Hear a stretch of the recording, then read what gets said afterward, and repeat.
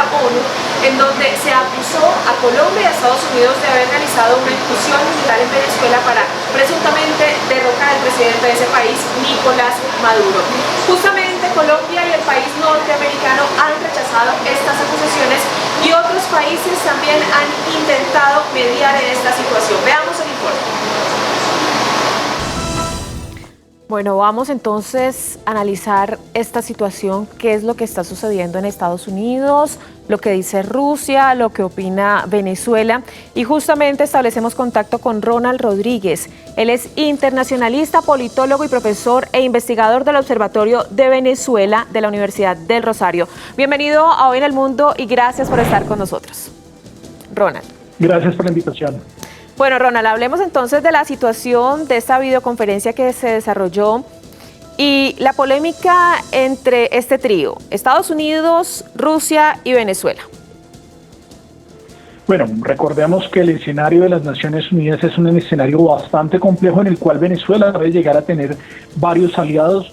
Es importante tener presente que gran parte de los países que están en este grupo no son democracias.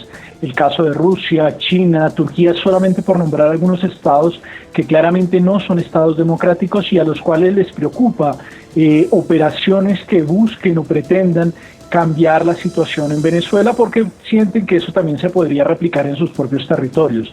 En ese orden de ideas, cuando hablamos de este tipo de operaciones, estamos hablando de una situación que preocupa a la comunidad internacional, que preocupa a los países no democráticos, a los países abiertamente autoritarios o semiautoritarios, y obviamente pues Rusia también aprovecha esto un poco para mover sus fichas en la geopolítica global, para presionar a Estados Unidos. Recordemos que Rusia trata de recomponer su posición en el globo y en los últimos meses sus jugadas no le han salido muy bien. De hecho, pues parte de la caída de los precios del petróleo se debe a los movimientos cerrados de Rusia, un país que en este momento también se está viendo seriamente comprometido por el COVID-19, y con el caso de Venezuela pues se da una excusa, se da un escenario en el cual puede confrontar a Estados Unidos, generar un margen de movilidad, digamos, tener el apoyo, ganar el apoyo de algunos países que pueden llegar a condenar las situaciones que se vienen dando en Venezuela, sobre todo porque se ven perjudicados de los negocios en Venezuela. Recordemos que Venezuela ferió prácticamente gran parte de su riqueza y el gobierno de Nicolás Maduro, que es un gobierno dictatorial, se alió con varios otros gobiernos no democráticos para tener relaciones, y lo estamos viendo con Irán, lo estamos viendo con Turquía, y en ese orden de ideas es un escenario que no deja de ser sensible para Estados Unidos, que también tiene sus propios problemas internos y un presidente que ha debilitado la política exterior norteamericana. Incluso en este momento está perdiendo la batalla con China. Hoy China, lo querramos o no, se ve como el país que apoya y que colabora, mientras que Estados Unidos deja de enviar apoyo a la Organización Mundial para la Salud, deja de enviar exportaciones de insumos médicos. Es decir, estamos en un terreno donde varias variables, el tema petrolero, el COVID-19 y las intenciones y posicionamientos de las grandes potencias están en juego, y el tema de Venezuela aparece de fondo en ese tablero. Hablemos, usted se refería a algunas petroleras. ¿Cuáles son estas petroleras que Estados Unidos vetó? ¿Cómo fue lo que le dijo el presidente Donald Trump a estas empresas y cuáles serían estas empresas? Bueno, realmente se está dando por toda la situación con Irán. Como se sabe, Irán y Venezuela vienen desarrollando una serie de acuerdos en los cuales el oro venezolano sirve para pagar gasolina al país persa. No obstante que el país persa tiene él mismo unas restricciones para la dinámica del combustible. Recordemos que ellos también sufren de un racionamiento, y lo que quiere generar Estados Unidos es bloquear los tratos y los acuerdos que se puedan hacer entre Irán y Venezuela, porque los dos países son sancionados por el gobierno de los Estados Unidos. Recordemos que Donald Trump ha tenido una situación muy tensa con Irán.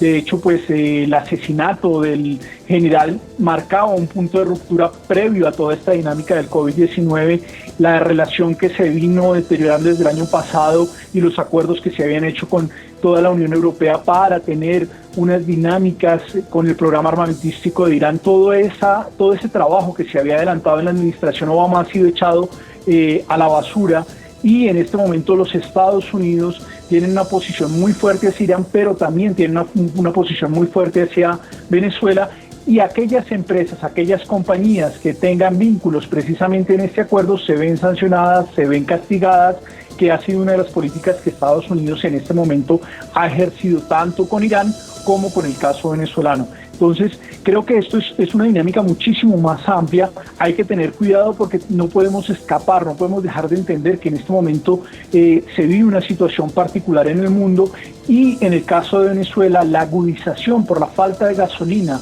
y de ahí el desespero del régimen de Nicolás Maduro por conseguir gasolina, es porque la falta de gasolina sí está afectando a todo el pueblo venezolano, afecta la distribución de bienes y servicios, y particularmente esto debilita más a un país que no está listo, que es tal vez el país menos preparado de la región y uno de los países menos preparados del mundo para manejar la dinámica del COVID-19, y se requiere con urgencia tener combustible. De ahí que Venezuela esté haciendo y buscando rutas de abastecimiento, y todo parece indicar que está dispuesto a generar esta ruta con Irán y que los iraníes están dispuestos a generarla con Venezuela, los dos pasando por alto a los Estados Unidos. Bien, en esta reunión que se llevó a cabo por medio de videoconferencia, pues Estados Unidos y Colombia, que también está acusado por ayudar para realizar esta supuesta intervención militar en Venezuela, pues rechazaron estas acusaciones, dijeron que no tenían nada que ver. Pero ¿cuál es la posición de la ONU? ¿Qué dice la ONU y también diferentes países como por ejemplo Francia para poder solucionar esta situación que se presenta? Bueno, realmente la situación en Venezuela no es fácil. La operación Gedeón generó un ambiente en el cual el régimen de Nicolás Maduro sigue atacando a la población y sigue una violación sistemática de derechos humanos. Obviamente responsabiliza a Estados Unidos y al Estado colombiano, que han sido sus enemigos tradicionales, por lo menos desde la ascensión de Nicolás Maduro al poder en la revolución bolivariana. Y en este momento, pues, los países democráticos buscamos o queremos, deseamos una transición pacífica en Venezuela. Esa es la línea de los europeos, esa es la línea de los países democráticos. Los países no democráticos, que también hacen parte de Naciones Unidas, y que incluso no se puede olvidar que en el Consejo de Seguridad 2 países no democráticos tienen poder de veto, como lo son Rusia y China. En ese orden de ideas, ellos buscan que se mantenga un statu quo en Venezuela, en el cual puedan sacar beneficio de un régimen que ha preferido feriar todos sus recursos, hacer acuerdos y tratos a desventaja de la nación venezolana, a cambio de mantener y de darle permanencia a ese proyecto político. Entonces, no es simplemente que el Estado de Venezuela pueda realmente responsabilizar a Colombia o a los Estados Unidos, sino que esto se juega en una dinámica en la cual estas potencias generan presión, generan discursos, generan dinámicas en las cuales obviamente Venezuela está en la mitad, que es un país que tiene relevancia geopolítica, es el país con mayores recursos petroleros del mundo probados, pero también es uno de los pocos países del mundo que ha retrocedido de forma dramática. Antes del COVID-19 la economía venezolana ya había retrocedido más del 50% y estaba en una emergencia humanitaria compleja y prolongada, en la segunda crisis migratoria más importante del mundo, y donde muchas personas tienen intereses, tienen, digámoslo así, tienen una serie de ventajas que no están dispuestas a renunciar, y las potencias, particularmente las no democráticas, también están jugando ese juego. Lo que pasa ahí también con Colombia es que quedamos en la mitad de todo esto. Del lado colombiano ha sido muy difícil explicar todo lo que ha sucedido. Creo que el público colombiano y las autoridades colombianas reclaman una explicación muchísimo más clara de qué fue todo lo que sucedió, porque no está muy bien visto para el público colombiano y para la opinión pública colombiana que desde Colombia se organicen actividades que busquen desestabilizar a otro régimen por la fuerza, independientemente de la calidad de ese tipo de régimen. Es decir, nuestro discurso como nación, como Estado colombiano, ha sido siempre condenar la actividad violenta de grupos al margen de la ley que buscan la transformación del sistema político colombiano. Y eso es lo que nos pone a nosotros también en ese debate de Naciones Unidas, porque nuestro discurso ha sido precisamente desincentivar, criticar, atacar a la revolución bolivariana por apoyar grupos terroristas, por apoyar grupos al margen de la ley que buscan desestabilizar a Colombia. De ahí que nuestro discurso en este escenario particularmente se vea altamente complejizado. Claro que sí, justamente el embajador colombiano Guillermo Fernández de Soto ha asegurado que Colombia no ha llevado ningún tipo de operación encubierta en ese país. Pues es Ronald Rodríguez, internacionalista, politólogo y profesor, también investigador del Observatorio de Venezuela de la Universidad del Rosario. Gracias por estar con nosotros en Hoy en el Mundo, profesor.